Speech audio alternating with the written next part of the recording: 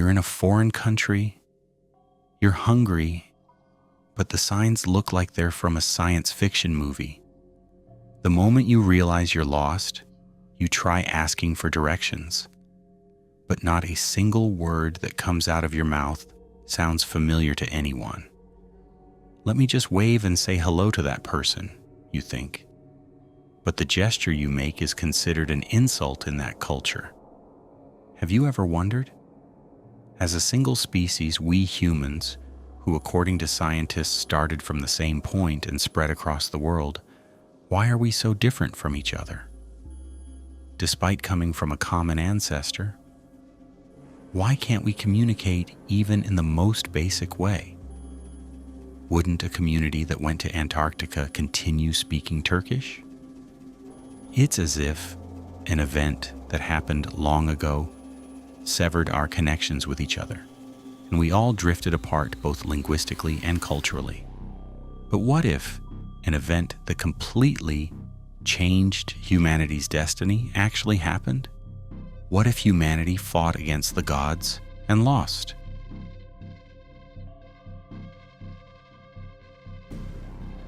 Iraq, 1997.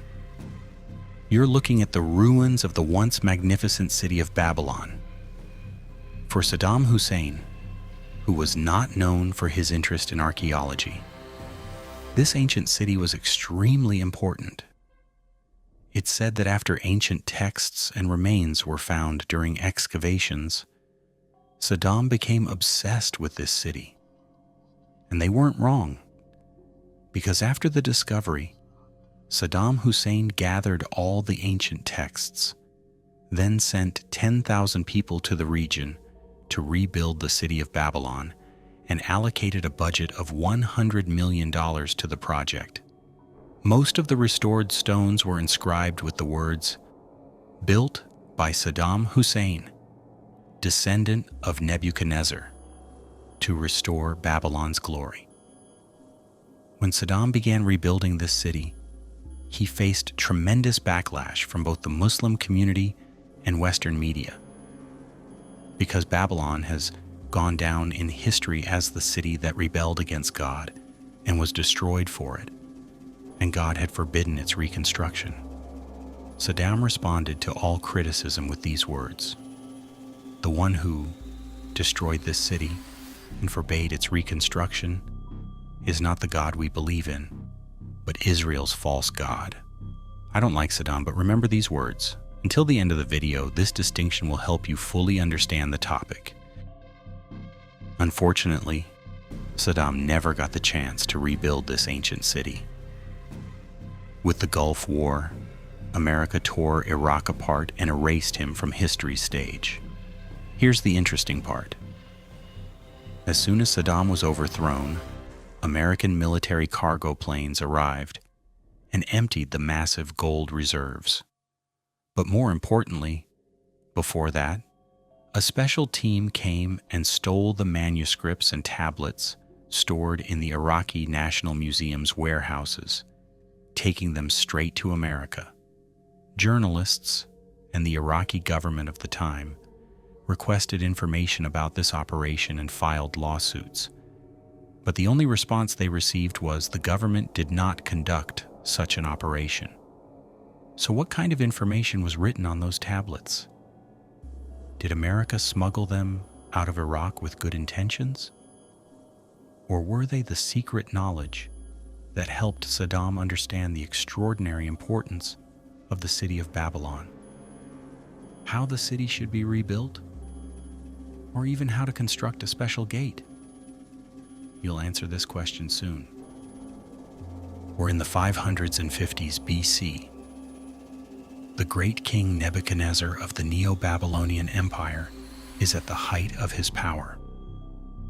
Nebuchadnezzar, from whom Saddam claimed descent, revived the once great Babylonian Empire and made it the absolute ruler of the Middle East region. Nebuchadnezzar is perhaps the person who made one of the greatest breakthroughs in religious history after the flood, because this great king declared himself to be from God's chosen lineage, considered himself above everything and everyone, and destroyed the great temple, which was both the life and property of the Israelites. The fall of the kingdom of Israel and the destruction of the great temple created an incredible psychological collapse among the people of that time, because according to millions of people, that place was truly God's house and kingdom, and in their eyes, a foreigner had defeated God.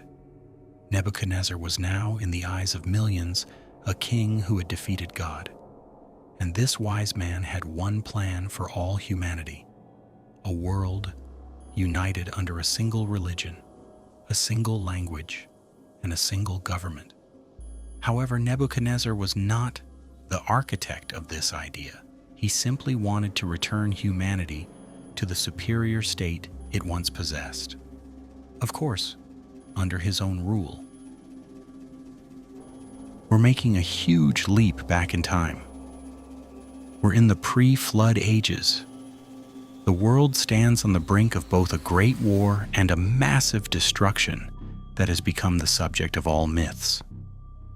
Unfortunately, since this part of the story takes place in the depths of lost history, I can't give you an exact time. However, generally, thinking of the pre-flood period, it can be assumed to be approximately 13,000 to 15,000 years ago. The city of Babylon was known in ancient history as Babel. I explained what the word El means in the History of Religion series. El means all-powerful, divine, exalted ones. In Turkish, we add this suffix to the end of words as il. This is why names ending in il, used in Abrahamic religions, such as Gabriel, Michael, and Raphael, always evoke that exalted El.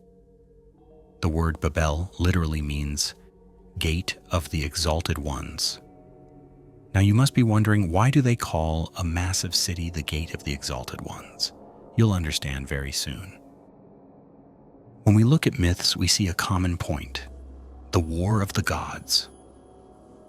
In Greek myths, the war between the Olympian gods and the Titans, the Pandava War, mentioned in the Hindu epic of destruction, the wars between the Aesir and Vanir in Norse mythology.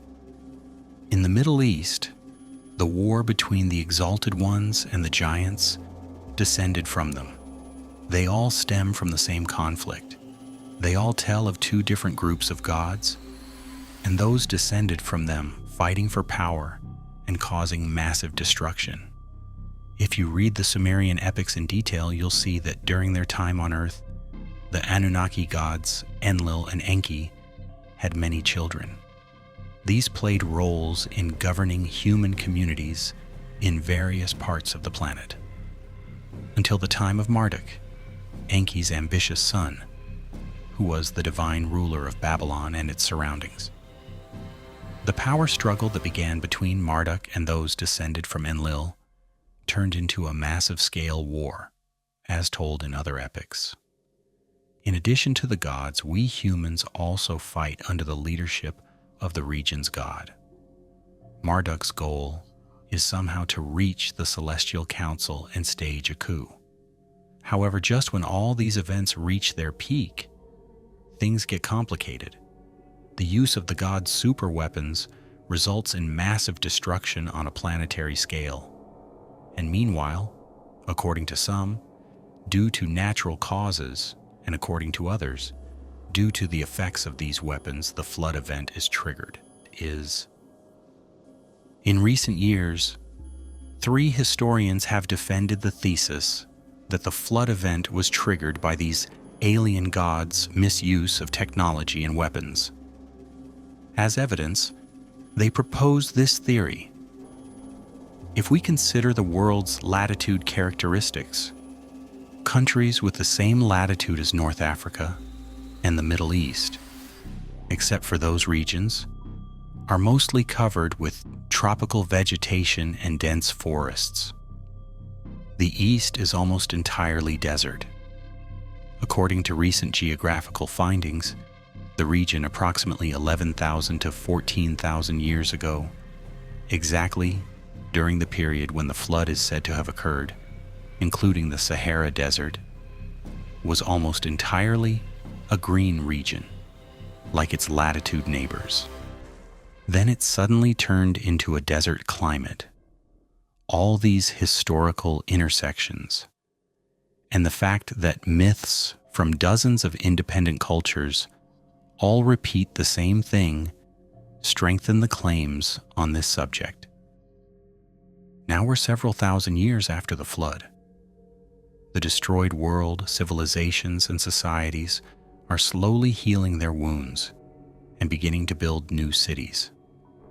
Right in these difficult times, we encounter a very mysterious and important character, Nimrod.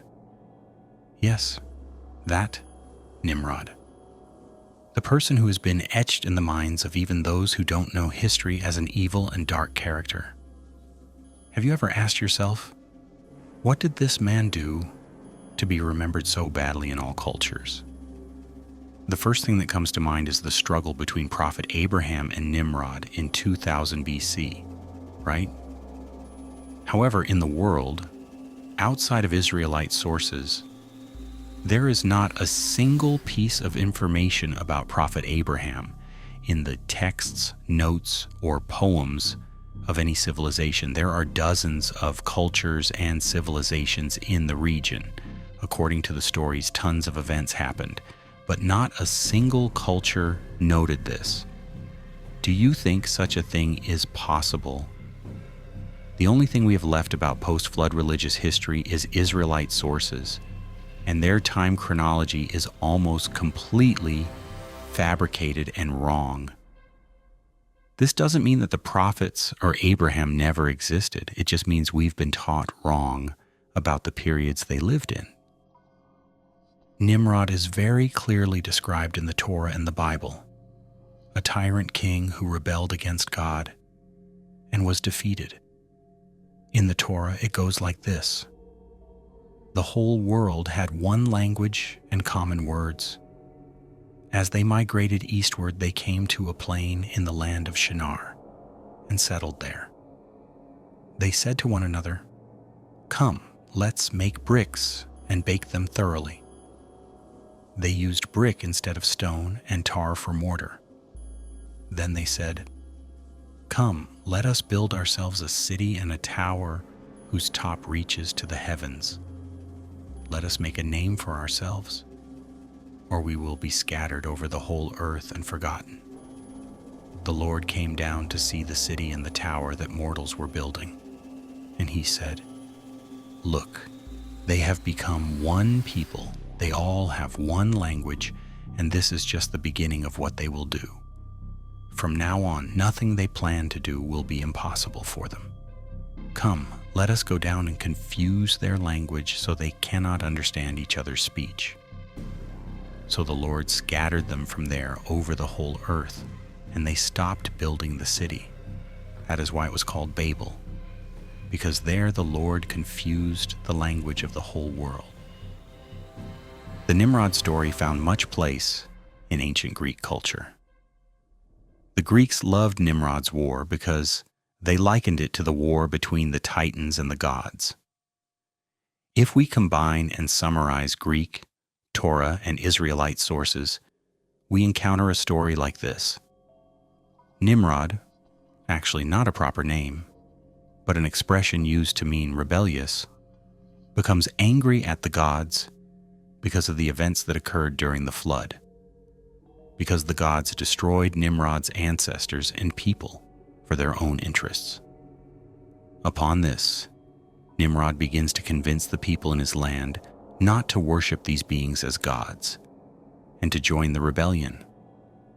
Under Nimrod's leadership, this idea is rapidly accepted by all the people of the region, because at that time people spoke a single language and could organize quickly. He orders the reconstruction of the Tower of Babel, which served as a bridge between earth and heaven. Their goal, as Marduk tried in the pre-flood war, is to destroy the gods who caused this harm to humanity and take revenge. Upon this, God descends from heaven and sees that humans are rebuilding the tower and says, "So despite the flood, humanity will not deviate from its purpose, and at this rate will become divine like us. This cannot be allowed." After the decision, the celestial gods descend to earth. They scatter them all over the world by confusing their languages so that people can no longer understand each other, and Babylon is branded as a cursed city by God. We face two possible outcomes. First scenario: humans became arrogant, conceited, and developed rapidly. God took away their ability to communicate, setting back the development of civilization by thousands of years. Second scenario: we humans got caught up in the wars of the pre-flood gods. After the planet was left to us and we had just begun to develop, united under one language and one state, the group called the alien gods scattered us again. This time they hindered the development of the human race by disrupting our language and unity. If we consider the concrete evidence, logically, the probability of the second scenario occurring is higher, because we can cross-support this with historical myths, texts, and religious books. Both possible outcomes unfortunately show one thing: someone didn't want us to develop in unity as a single species, and unfortunately, humanity is paying the price for this today. Now ask yourself, which would you prefer? Share your thoughts on the topic in the comments. After all, we're trying to interpret the foggy, intertwined areas of history. There will definitely be mistakes. Let's meet in the comments. We're curious about your thoughts. And remember, some doors, once opened, cannot be closed again. Some knowledge should not be learned. Some names should never be spoken.